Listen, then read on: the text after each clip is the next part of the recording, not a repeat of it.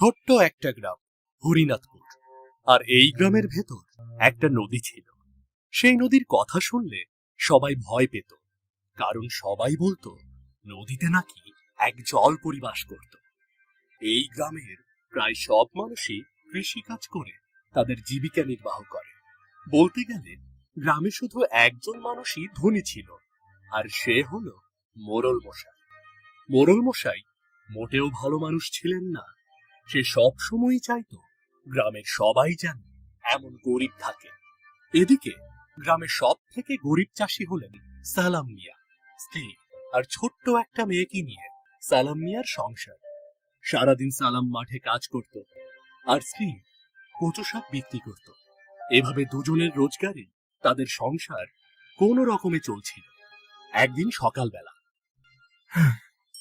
আর কতদিন এভাবে সংসার চালাবো আমরা? মেয়েটাকে নিয়ে শাক ভাত খেয়ে কোনো রকমের দিন পার করছি, কিন্তু জীবনটা তো অল্প দিনের নয়। এভাবে কতদিন চলবে? দুঃখ করো না তো, উপরওয়ালা একদিন আমাদের দুঃখের দিন নিশ্চয়ই দূর করবেন। কথায় আছে না, সবুরে মেওয়া ফলে। তা তো জানি, কিন্তু ছোট মেয়েটাকে কি প্রতিদিন শাক ভাত খাওয়ানো যায়? আমি তো বাবা, আমার কষ্ট হয়। তা তুমি ঠিকই বলেছ। তবুও দেখো, মেয়েটা কত খুশি। মেয়েটার মুখ দেখলে যেন সব কষ্ট দূর হয়ে যায়। নাও, এবার খাও, খেয়ে মাঠে যাও, আমিও বেরোবো। মা, আমিও যাব তোমার সাথে। না রে মা, তুই গিয়ে কি করবি?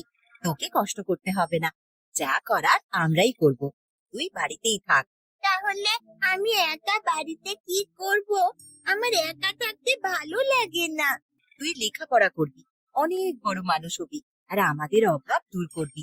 আচ্ছা মা, ঠিক আছে, তুমি যা বলবে আমি তাই করব।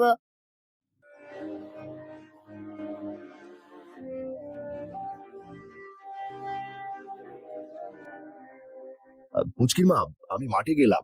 ঠিক আছে, যাও, আমিও আসছি। দেখি কোনো শাক পাই কিনা, না হলে আবার মেয়েকে নিয়ে না খেয়ে থাকতে হবে।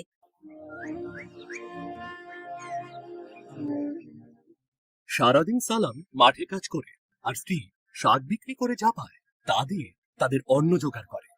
এদিকে তাদের একমাত্র মেয়েটা তাদের পথের দিকে তাকিয়ে থাকে, কখন মা বাবা ফিরে আসবে বাড়িতে।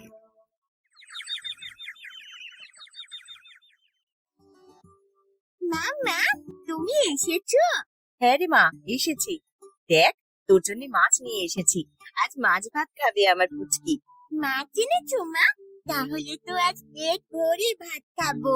আচ্ছা ঠিক আছে, একটু অপেক্ষা কর, আমি রান্না করে তোকে খাইয়ে দেব। যা, খেলা কর গিয়ে।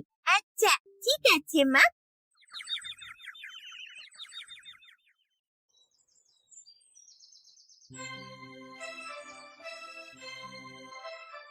পুচকি, কি করছিস মা? আমাকে এক গ্লাস জল দিত। হ্যাঁ বাবা, এক্ষুনি দিচ্ছি।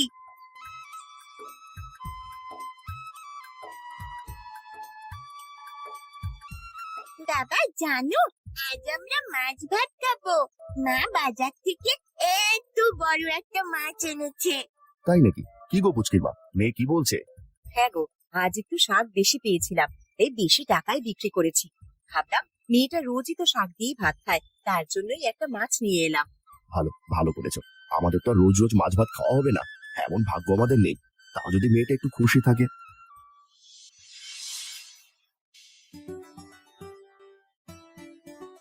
আহা, কি করছো? মাছের মাথাটা আমাকে কেন দিয়েছো? মেয়েকে দাও। এই নে মা, মাছের মাথাটা তুই খা। বাবা, তুমি খাও, আমি অন্য একটা দিয়ে খেয়ে নেব। না রে মা, তুই খা, মন ভরে খেয়ে নে। প্রতিদিন তো আর মাছ কিনতে পারি না, এটা তুই খা। তুমিও নাও একটা, আর তাড়াতাড়ি খেয়ে ঘুমিয়ে পড়ো, অনেক রাত হয়েছে। রাতের খাওয়া শেষ হলে সবাই ঘুমিয়ে পড়ে। সকাল হলে প্রতিদিনের মতো পুচকিকে রেখে তার মা বাবা কাজে চলে যায়। পুচকির একা বাড়িতে থাকতে ভালো লাগছিল না, তাই সে নদীর পাড়ে যাওয়ার সিদ্ধান্ত নেয়। প্রতিদিন মা বাবা আমাকে একা রেখে চলে যায়, কিন্তু আমার তো বাড়িতে থাকতে ভালো লাগে না। আমি কবে বড় হব, তবেই মা বাবার কষ্ট দূর হবে। যাই, একটু নদীর পাড়ে গিয়ে বসি, তাহলে হয়তো ভালো লাগতে পারে।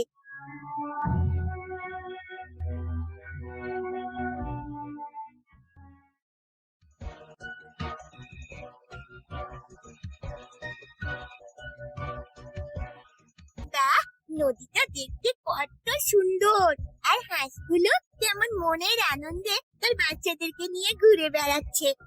আমাদেরও যদি অভাব না থাকতো, আর মা বাবা যদি আমাকে নিয়ে এইভাবে ঘুরে বেড়াতো, তাহলে কতই না ভালো হতো। মা, কোথায় তুমি? ও মা, আমাকে বাঁচাও। ভয় পেও না পুচকি, আমি তোমার কোনো ক্ষতি করব না, ভয় নেই। কে আপনি? আর আপনি জলের নিচে কি করছেন?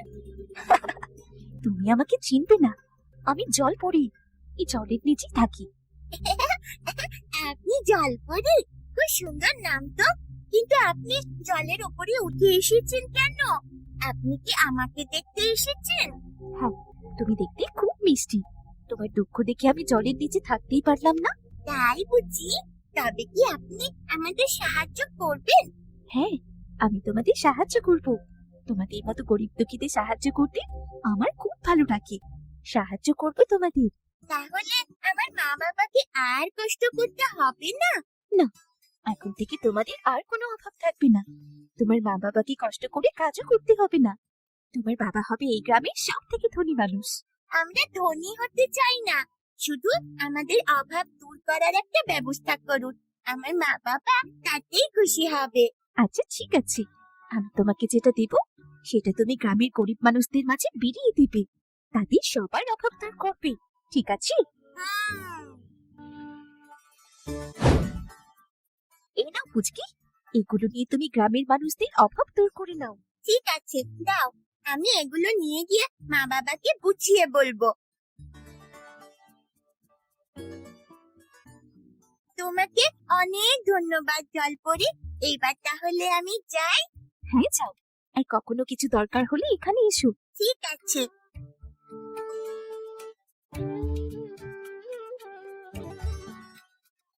এদিকে সালাম ও তার স্ত্রী বাড়িতে এসে পুচকিকে না পেয়ে অনেক চিন্তায় পড়ে যায়।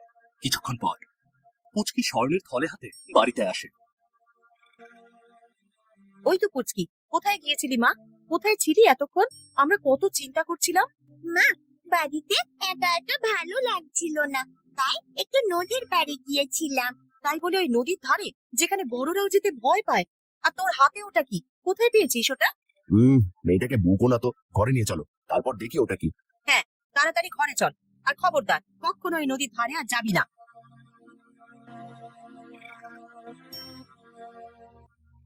এবারে বল, ওই থলে তুই কোথায় পেলি? আর ভেতরে কি আছে? উমা, জলপরি আমাকে এগুলো দিয়েছে। জল পড়িয়ে এইগুলো তোকে দিল, আর তুই নিয়ে চলে এলি? যদি কিছু একটা হয়ে যেত? মা জানো, জলপরি বলল এইগুলো দিয়ে আমাদের অভাব দূর করা যাবে, আর সেই সাথে গ্রামের মানুষের অভাবও দূর করা সম্ভব। তাই তো আমি নিয়ে এসেছি। কি আছে ওর মধ্যে? খুলে দেখলেই তো হয়, খুলে দেখো না। ও মা, এ তো দেখছি খাঁটি স্বর্ণ। কই দেখি। তাই তো, এখানে তো অনেক স্বর্ণ রয়েছে। দে, ওগুলো তোর বাবার কাছে দে। শোনো, এই গ্রামে আমাদের মতো আরো অনেক গরিব আছে, তাই আমার মনে হয় এখান থেকে আমরা কিছু রেখে বাদবাকি সব গরিবদের মাঝে বিলিয়ে দিলেই ভালো হবে। এতে আমাদের মতো ওদের অভাবও দূর হবে, আর গ্রামের সবাই সুখে থাকবে। হ্যাঁ, তাহলে এখনই যাও, এগুলো গ্রামের মানুষকে দিয়ে এসো, যাও। হ্যাঁ, আমি এক্ষুনি দিচ্ছি।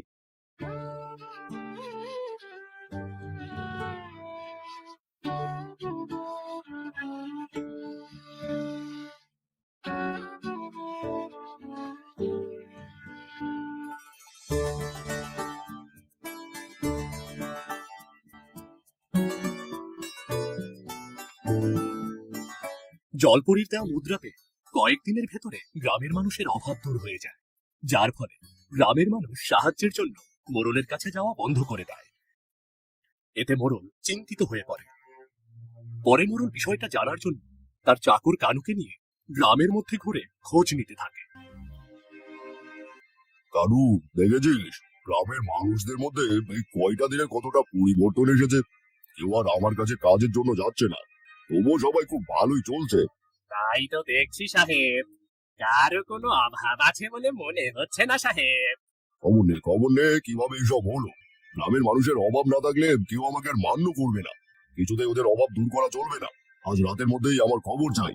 ঠিক আছে সাহেব, আজ রাতেই সকল খবর জোগাড় হয়ে যাবে। আপনি নিশ্চিন্তে থাকুন।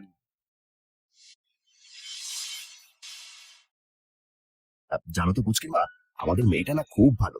দেখো কিরকম বুদ্ধি করে জলপরি দেওয়া স্বর্ণ মুদ্রাগুলো গ্রামের গরিব মানুষদের মাঝে বিলিয়ে দিতে বললো। ভাগ্যিস ওই মোড়ল নদীর জলপরির কথা জানে না, জানলে যে কি করতো। হ্যাঁ গো হ্যাঁ, মেয়ে আমার অনেক ভালো মনের মানুষ হবে।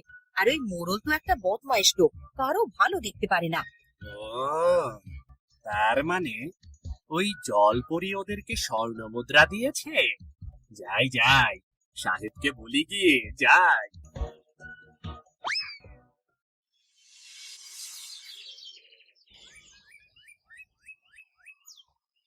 কি রে কারু, তোকে যে খবর নিতে বলেছিলাম নিয়েছিস? হ্যাঁ সাহেব, নিয়েছি। তা আগে কেন বলিসনি? বল খবর কি, বল কি করে গ্রামের মানুষ তাদের অভাব দূর করলো? সাহেব, গ্রামের মানুষের অভাব দূর করেছে ওই জলপরি। নদীতে নাকি জলপরি থাকে, সেই তাদের স্বর্ণ মুদ্রা দিয়ে সাহায্য করেছে সাহেব। হয় নাকি? জলপরি ওদেরকে স্বর্ণ মুদ্রা দিয়েছে? তাহলে আমিও যাবো ওই জলপরির কাছে, তারপর জলপরির কাছ থেকে অনেক স্বর্ণ মুদ্রা নিয়ে আসবো।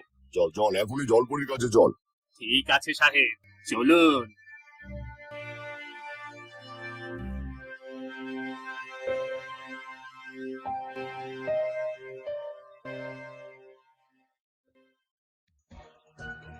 জলপরি, এই জলপরি, কোথায় তুই? তুই আমার সামনে আয়।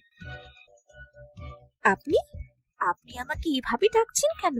কেন ডাকছি জানিস না? তুই গ্রামের সবাইকে স্বর্ণ মুদ্রা দিয়েছিস, আমাকেও দে। আমি সবার চাইতে বড় লোক হতে চাই। আমি কোনো ধনী আর অর্থলোভীকে স্বর্ণ মুদ্রা দিই না। দিবি না? না, দেব না। যখন স্বর্ণ মুদ্রা দিবি না, দেখ আমি তোর কি হাল করি। মোড়ল অর্থের লোভে পাগল হয়ে পানিতে নেমে জলপরীকে মারতে যায়। তখনই জলপরী জাদু করে মোড়লকে ডুবিয়ে নিয়ে যায়। মোড়লের এই অবস্থা দেখে তার চামচা কানু দ্রুত সেখান থেকে পালিয়ে যায়। অতি লোভের কারণে মোড়ল তার জীবনটাই হারিয়ে ফেলে। কথায় আছে না, লোভে পাপ আর পাপে মৃত্যু। মোড়লের সঙ্গে এই কথাটা একদমই মিলে যায়। মোড়ল মরার পরে গ্রামের সবাই সুখে শান্তিতে বসবাস করতে থাকে।